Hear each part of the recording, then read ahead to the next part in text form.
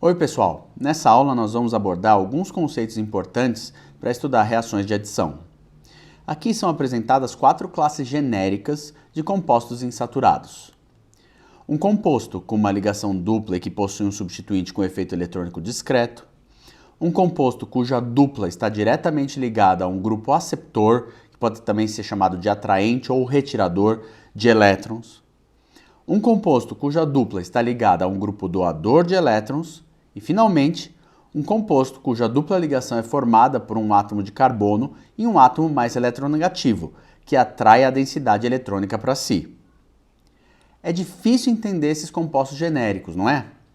Então, aqui embaixo tem uns exemplos.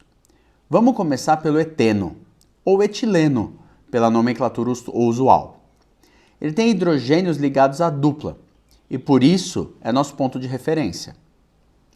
Esse aqui é um enolato que se chama etenolato e o oxigênio doa elétrons para a dupla por efeito mesomérico.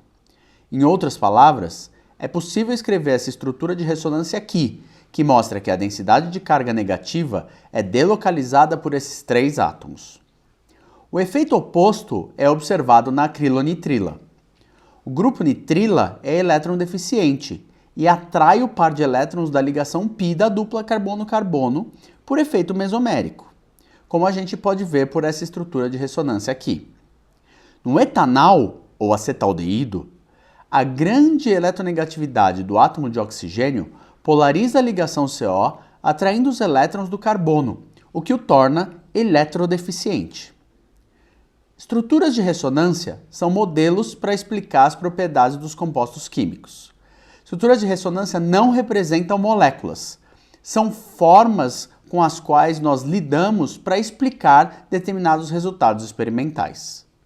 Mas usando cálculos quânticos, nós podemos ter uma ideia da distribuição dos elétrons em uma espécie química através dos cálculos de potencial eletrostático. No etileno, a densidade negativa entre os átomos de carbono por conta da ligação dupla e densidade positiva distribuída entre os hidrogênios na periferia da molécula por conta da eletronegatividade dos carbonos sp2, que é maior do que a do carbono sp3, dado o aumento do caráter S. No enolato, há grande delocalização de carga entre o carbono e o oxigênio, como indicam as estruturas de ressonância. Na acrilonitrila, o nitrogênio tem densidade de carga negativa, enquanto o carbono tem densidade positiva, o que é resultado direto do caráter eletroatraente do grupo nitrila conjugado à dupla carbono-carbono.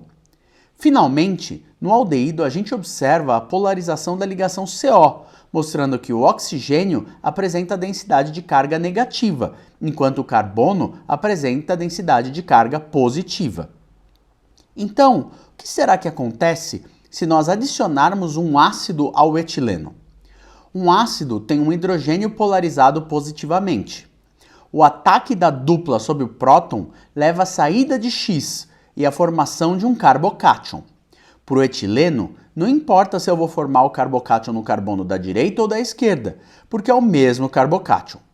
Mas para um aceno, com carbonos contendo diferentes graus de substituição, o carbocátion mais substituído é favorecido, e por isso o próton vai ser adicionado ao carbono menos substituído do alceno. Esse tipo de observação foi feita pelo Vladimir Markovnikov e é muito importante para o estudo de adições eletrofílicas, na qual um nucleófilo fraco, como um alceno ou um alcino, ataca um eletrófilo forte. Por outro lado, um alceno com um grupo aceptor de elétrons tem uma dupla ligação desativada, ou se você preferir, menos nucleofílica.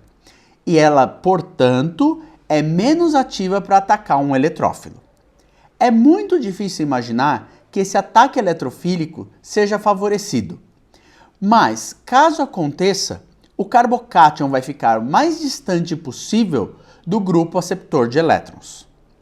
Cargas positivas são aumentadas por grupo elétron atraentes. Embora esse tipo de molécula não tenha vocação para fazer um ataque da dupla ao eletrófilo, ela é ativada para ser atacada por um nucleófilo. O nucleófilo pode atacar o carbono eletrofílico, levando à formação de um carbânion.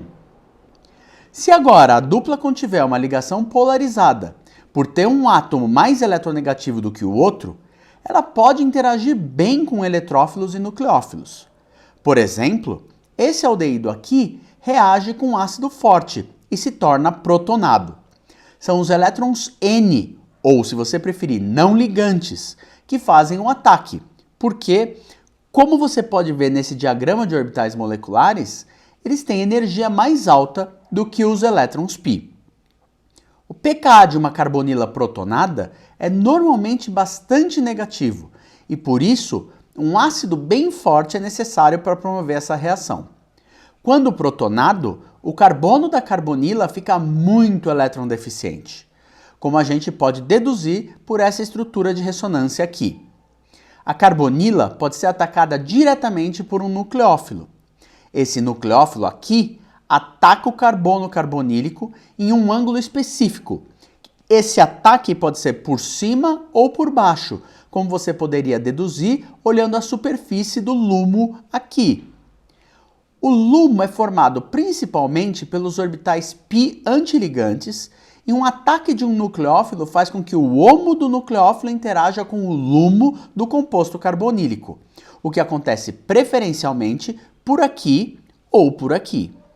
Então, é possível formar esses dois enantiômeros apresentados aqui.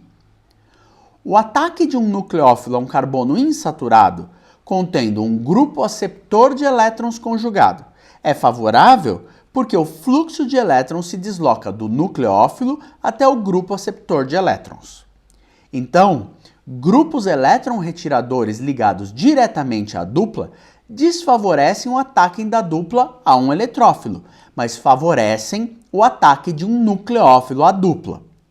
Em contraste, se eu tiver um grupo doador de elétrons, como o oxigênio do enolato, por exemplo, essa carga negativa pode atacar um eletrófilo pelo átomo de carbono ou pelo oxigênio. A preferência depende de diversos fatores, mas a maciez e dureza, ou os chamados parâmetros de Pearson, dessas espécies que a gente tem aqui, elas têm um papel muito importante. Então, para resumir, uma dupla ligação entre carbonos pode atacar um eletrófilo formando um carbocátion, e qualquer espécie nucleofílica próxima pode então estabelecer uma nova ligação química. Esse processo, como um todo, é chamado de adição eletrofílica, porque nós temos um nucleófilo inicial fraco atacando um eletrófilo forte. Se por outro lado eu tiver um composto com uma ligação polarizada, um nucleófilo pode fazer o ataque nucleofílico, levando a esse intermediário tetraédrico, que na presença de um eletrófilo, que muitas vezes é um próton, pode levar a diferentes produtos. É importante destacar que reações de adição não precisam ser necessariamente polares, ou seja, envolver espécies iônicas. Numa adição radicalar, um radical X reage com um composto insaturado e produz um radical de carbono. A estabilidade de radicais segue a mesma tendência dos carbocátions. Quanto mais substituído, melhor.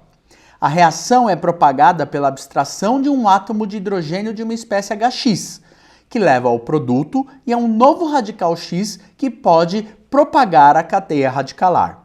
Nas próximas aulas, nós vamos estudar a adição eletrofílica e a adição nucleofílica. Eu espero que esses conceitos que nós vimos agora te ajudem a entender muito bem essas reações.